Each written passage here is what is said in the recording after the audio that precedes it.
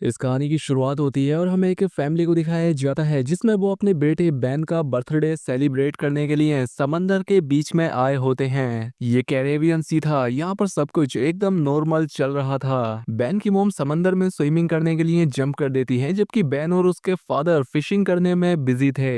लेकिन तभी अचानक से बैन की मोम जूलियन को समंदर में ऐसा फील हुआ जैसे कोई बड़ी सी चीज उसके आसपास से चक्कर लगा रही हो। जब वो इस बारे में देखती है तो सब कुछ एकदम नॉर्मल होता है, लेकिन तभी अचानक से कोई उसे समंदर के नीचे खींच लेता है और साथ ही इनके बोट पर जो इंस्ट्रूमेंट थे वो भी कुछ अनयूजुअल सा बिहेव करने लगते हैं। बैन और टॉम इस चीज पर ध्यान नहीं दे पा रहे थे क्योंकि वो फिशिंग करने में बिजी थे। वहीं डूबती हुई जूलियन अपने आप को बचाने के साथ साथ टॉम को भी बहुत सारी आवाजें लगाती है, लेकिन उस पर किसी का भी ध्यान नहीं जाता। और यहाँ पर जूलियन को फील होता है कि समंदर का पानी पीछे की तरफ जा रहा है और साथ ही वो खुद भी, अब टॉम भी इस चीज को नोटिस कर लेता है। वो जूलियन को देख लेता है और इसीलिए टॉम उसे बचाने के लिए पानी में जंप कर देता है। तो वही वैन बोट का इंजन स्टार्ट करके उन्हें उनके पास ले जाता है। अब टॉम जूलियन को डूबने से बचा लेता है और इसके बाद बैन और केसी उन दोनों को बोट के ऊपर खींच लेते हैं और इस तरह से जूलियन की जान बच पाती है।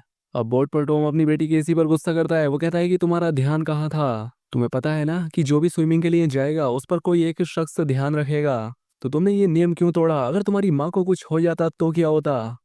अब केसी भी इस बात के लिए गिल्टी थी, लेकिन उसके सॉरी कहने पर सभी लोग आगे बढ़ जाते हैं और बाद इसके वो अपने बेटे बैन का बर्थडे सेलिब्रेट करते हैं। तभी यहाँ पर केसी के बॉयफ्रेंड की उसे कॉल आ जाती है और वो नोटिस करती है कि उसके बॉयफ्रेंड के पीछे शहर में बहुत बड़ा तूफान आ रहा है। ये देखकर केसी थोड़ा परेशान हो जाती है क्योंकि इस वक्त ये लोग सेफ जगह पर तो नहीं थे। ये बात वो जाकर अपने मोम डैड को बताती है, जिसके बाद ये लोग अपनी बोट की सेफ्टी चेक करने लगते हैं। जो चेक करते हुए ये लोग नोटिस करते हैं कि बहुत सारी वेल्स और शार्क इनकी बोट के आसपास मंडरा रही हैं और टॉम जानता था कि वेल या शार्क ऐसा किसी बड़े भयानक तूफान के आने से पहले ही करती हैं। अब इन्हें आने वाले भयानक तूफान का अंदाजा तो हो ही चुका था, लेकिन इससे पहले इन्हें इन शार्क से निपटना था।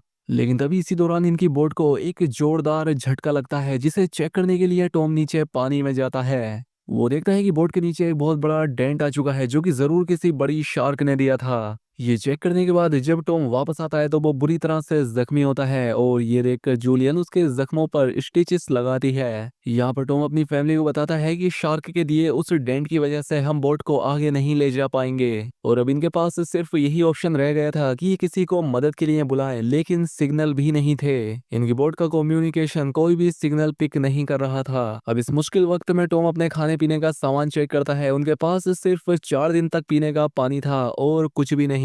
लेकिन तसल्ली उन्हें इस बात की थी कि ये लोग एक शिपिंग रूट पे थे और यहाँ से कोई ना कोई शिप इन्हें गुजरते हुए देख लेगा। अब इनकी इन्हीं बातों के दौरान इन्हें बाहर से एक जोरदार आवाज सुनाई देती है। जब इन्होंने बाहर जाकर देखा तो एक बड़ा सा मेट्रोइड इन्हीं की तरफ आ रहा था। वो इनकी शिप से टकरा सकता था और उससे बचने के लिए टॉम जल्दी से अपनी बोट का इंजन स्टार्ट करता है, लेकिन वो जानता था कि अगर उसने ऐसा किया तो उसकी बोट बर्बाद हो जाएगी और ऐसा ही होता है। इनकी बोट का इंजन बर्बाद हो गया और दूसरा मेट्रोइड भी इनकी तरफ बढ़ने लगा।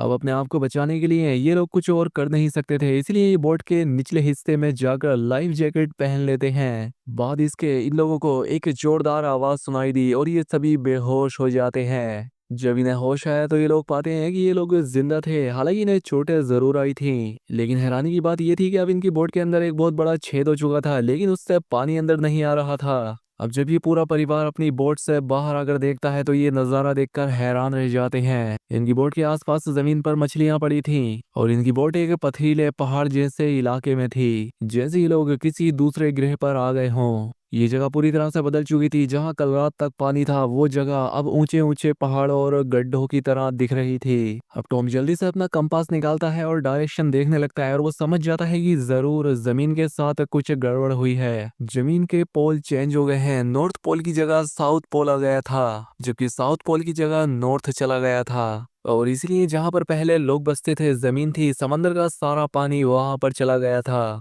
और अब समंदर की जगह जमीन बन चुकी थी। और इस चीज का पता लगने के बाद ये सब लोग हैरान रह गए।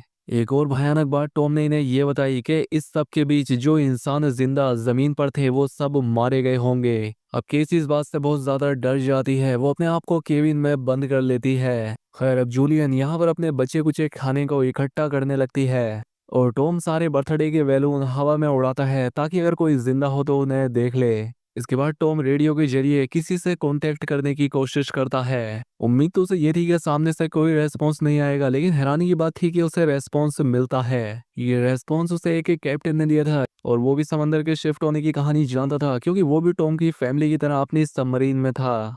कैप्टन टॉम को बताते हैं कि अर्थ के जो पोल चेंज हुए हैं वो तकरीबन एक हफ्ते में फिर से अपनी जगह वापस आ जाएंगे।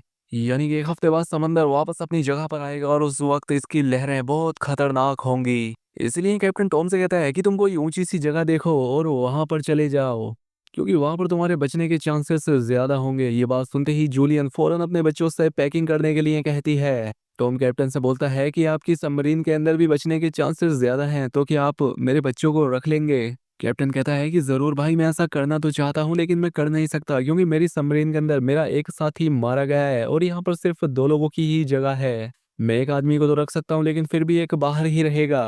अब यहाँ पर टॉम कैप्टन से रिक्वेस्ट करता है कि प्लीज आप मेरे दोनों बच्चों को किसी तरह से रख लें, इसके बदले में आप जो कहेंगे मैं आपके लिए करूंगा।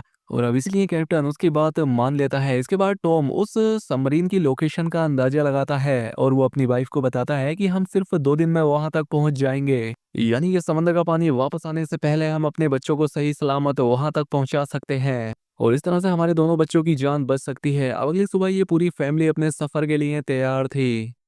तभी टॉम देखता है कि दूर से एक अजीब सा आदमी अपने डॉग के साथ इस तरफ ही चला आ रहा है। टॉम देखता है कि वो आदमी जख्मी था, इसीलिए उसने उसकी मदद करनी चाहिए। वो उससे पानी भी देता है। उस आदमी ने टॉम का पानी पीने के बाद उसका शुक्रिया कहने के बदले उस पर ही अटैक कर दिया और ये चीज दूर खड़ी जूलिया भी देख लेती है। वो आदमी अपने पास में पड़े हुए चाकू से टॉम पर हमला करके उसकी जान ले लेता है।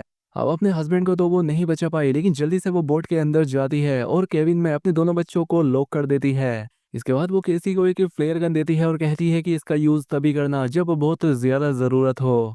अब ये बात कर ही रहे थे कि वो आदमी इनकी बोट तक भी पहुंच जाता है और उससे बचने के लिए जूलियन वॉशरूम के अंदर चली जाती है और यहाँ आकर वो अपने जख्मों को सीना शुरू कर देती है। अब यहाँ पर वो किलर इनकी बोट पर छानबीन करना शुरू कर देता है और जैसे ही उसे यहाँ खाना मिलता है वो खाना शुरू कर देता है, जिससे लग रहा था वो पिछले कई दिन से भूखा है। खाना खाने के बाद जब वो जूलियन को देखने गया तो पाता है कि जहाँ से आवाज आ रही थी वो केविन खाली था। दरअसल जूलियन बोट में हुए छेद से निकलकर यहाँ से भाग चुकी थी, लेकिन उस आदमी का जो डॉग होता है वो जूलियन को देख लेता है और अब मजबूरी में जूलियन को उस डॉग को चुप कराने के लिए उसे मारना पड़ता है और वो खुद बोट के नीचे छिप जाती है। हालांकि वैसे तो वो उस किलर को नहीं मिल पाती, लेकिन जब वो अपने डॉग को मरा देखता है तो वो समझ जाता है कि जूलियन बोट से बाहर है। अब जैसे ही वो उसे पकड़ने के लिए बोट से नीचे उतरा तो जूलियन वापस बोट के ऊपर जाकर एक टूटे हुए शीशे को अपना रास्ता बनाते हुए फिर से बोट के अंदर आ जाती है। लेकिन थोड़ी ही देर में यहाँ पर जूलियन फिर से उस आदमी के हाथों पकड़ी जाती है। वो उसे उसके बालों से पकड़ के उसे खूब पीटता है, टॉर्चर करता है।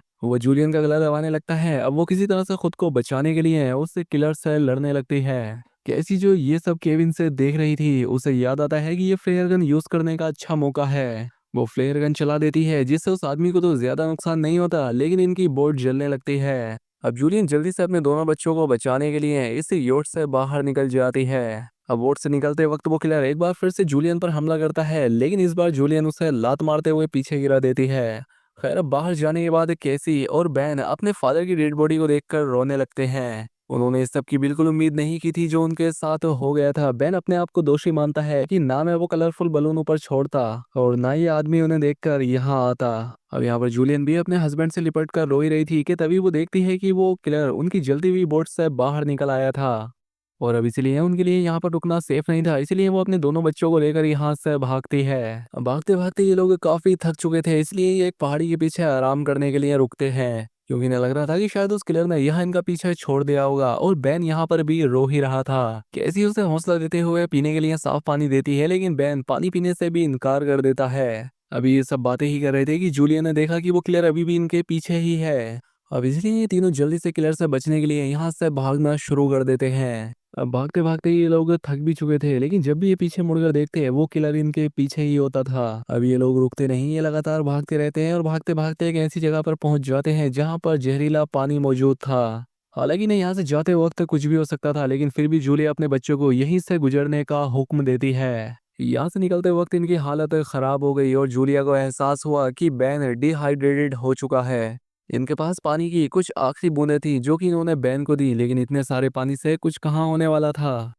अब यहाँ पर बैन की बहन केसी हिम्मत हार चुकी थी। उसे बिल्कुल यकीन नहीं था कि वो लोग यहाँ जिंदा रह पाएंगे भी या नहीं। वो अपनी मौत को मान चुकी थी और वो इन दोनों से भी यही करने के लिए कहती है, लेकिन जूलियन उसे डांटती है कि चुप करो और जो मैं कह रही हूँ वैसा ही करो। हम लोग आगे बढ़ेंगे और मुझे पता है कि मैं तुम्हें बचा लूंगी। जूलियन के कहने पर इन लोगों ने फिर से चलना शुरू किया और आगे बढ़ने पर इन्हें एक प्लेन दिखाई दिया जो कि कभी सालों पहले तबाह होकर समंदर में गिर गया होगा।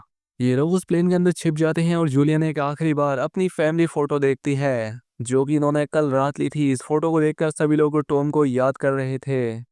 रात काफी हो चुकी थी और ये लोग थक भी चुके थे और कैसी और बैन सो चुके थे। लेकिन जूलियन बेचैन थी। वो प्लेन से बाहर आ जाती है लेकिन वो पाती है कि रात के अंधेरे में भी किलर ने इनका पीछा करना नहीं छोड़ा था। किलर भी इसे देख चुका था। यहाँ पर जूलियन सोने की एक्टिंग करती है और जैसे ही किलर इसके करीब आता है ये उस पर अटैक कर देती है। और इस बार जूलियन गुस्से में थी। वो उस पर इतने हमले इतनी स्टेप करती है कि उसकी इस बार जान ले लेती है और आखिर उनके सर से ये खतरा टल जाता है। अब जूलियन भी सुकून की नींद सोती है। अब अगली सुबह जब ये उठे तो देखते हैं कि किलर की बॉडी बहुत बुरी हालत में थी, जिससे इन लोगों को अंदाजा हो गया कि ये खाली समंदर भी बहुत खतरनाक है। खैर अब इन्हें वहां तक पहुंचना था जहां पर वो कैप्टन की सबमरीन थी। अब जहां पर जूलियन अपना मैप देख रही थी, वहां से आगे जाने के लिए बैन को बहुत ज्यादा प्यास लगी हुई थी, इसलिए वो आगे जाकर पास ही के तालाब से पानी पीने लगता है। हालांकि जूलियन ने उसे यहाँ से पानी पीने से मना किया था क्योंकि यह तालाब जहरीला था, लेकिन बैन इतना प्यासा था कि उसने जूलियन की एक बात न सुनी और जूलियन को उसका सर पकड़कर पानी से बाहर निकालना पड़ा। अब पानी पीने की वजह से बैन बीमार हो चुका था, इसीलिए जूलियन और कैसी वहां पर एक शेल्टर बनाते हैं जहां पर इन लोगों ने अभी कुछ ही देर आराम किया था कि तभी जूलियन को यहाँ पर कुछ अजीबोगरीब आवाजें आने लगी। बाहर जाकर जब उसने देखा तो बहुत सारे केकड़े इन्हीं की तरफ बढ़ रहे थे, जिनसे बचने के लिए इन्होंने भागना शुरू किया।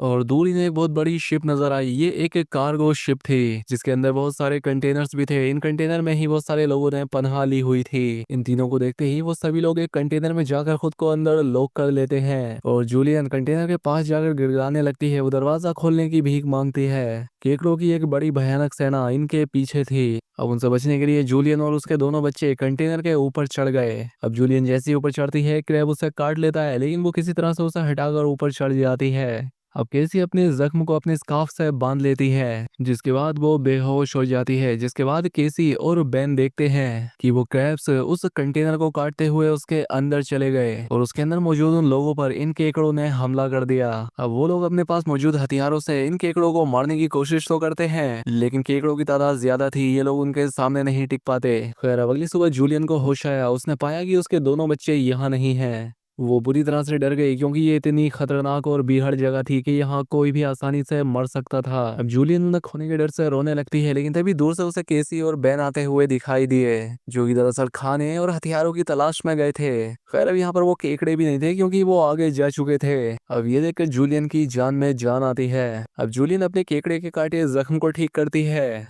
जबकि बैन अपनी इकट्ठा किए हुए वेपन्स को सेट करता है। खैर अब इसके बाद जूलियन उस कैप्टन से कांटेक्ट करती है, जिस पर वो बताता है कि मेरे ऊपर भी सी क्रीचर्स ने अटैक कर दिया है और अब मैं बहुत ज्यादा जख्मी हूँ, मैं तुम्हारी मदद नहीं कर सकता। और साथ ही वो जूलियन को ये भी बताता है कि अब समंदर का पानी वापस फिर से अपनी जगह पर आने वाला है और इसीलिए तो ये समुद्री क्रीचर फिर से यहाँ वापस आ गए हैं। वहीं अब इन लोगों को ये भी नहीं पता था कि उस सबमरीन तक जाने के लिए इन्हें कौन सी डायरेक्शन में जाना है, क्योंकि इस सारी भागदौड़ में इनका मैप भी कहीं गिर गया था। इसलिए कैप्टन अपनी फ्लेयर गन से हवा में फायर करता है और बैन उसे देख लेता है। ये लोग अब तेजी से सबमरीन की तरफ वो बढ़ने लगते हैं, लेकिन अब इन्हें वहां तक पहुंचना नामुमकिन लगने लगा क्योंकि वहां पहुंचने तक इन्हें एक टॉक्सिक वेस्ट से गुजरना पड़ता, जहां से गुजरते हुए ही ये लोग बीमार हो सकते थे, इनकी जान जा सकती थी। अब केसी को भी अपनी माँ पर शक होने लगा था कि वो इन्हें बचा लेगी, इसलिए केसी अपनी माँ से बहस करने लगती है और जूलियन अपने बच्चों को डांटती है और कहती है कि चलो आगे बढ़ो। और वहां से आगे बढ़ते हुए इनकी किस्मत एक बार और धोखा देती है। वहां पर लैंडस्लाइड होने लगती है, जहां पर जूलियन जो सबसे पीछे थी उसके आगे आकर एक बड़ा सा पत्थर गिर गया। वो वहीं पर फंस जाती है। अब केसी अपनी माँ के बिना आगे नहीं बढ़ना चाहती थी, लेकिन वो उसे कसम देती है कि तुम हर हाल में अपने भाई को बचाओगी और अब इसीलिए केसी अपने भाई को लेकर आगे बढ़ने लगती है। जब ये लोग सबमरीन तक पहुंचते हैं तो इन्हें वहां पर कोई भी नहीं मिलता। ये जोर जोर से सबमरीन का दरवाजा खटखटाने लगते हैं, लेकिन तभी पीछे से कैप्टन आता है जो कि बुरी तरह से जख्मी था। कैप्टन इन्हें बताता है कि देखो मेरे बचने के चांसेस ज्यादा नहीं है और सबमरीन में 3 लोग बैठ सकते हैं। ये बात सुनकर कैसी जल्दी से वापस पीछे मुड़ी।